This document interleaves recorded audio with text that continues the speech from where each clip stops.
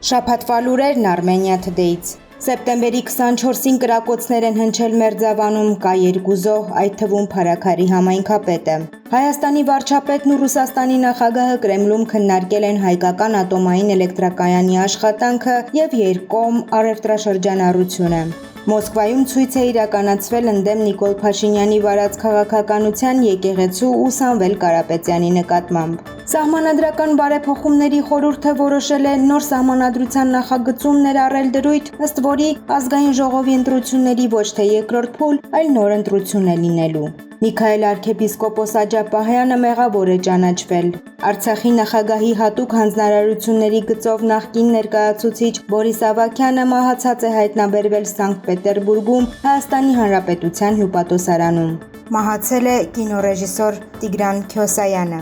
Մահացել է Մայրիկ ֆիլմի դերասանուհի Կլաուդիա Կարդինալեն։ Մի շարք երկրներ ճանաչել են Պաղեստինի պետությունը։ Սիրիայում անտառային հրդեհներ են, այդ թվում հայաբնակ հատվածներում։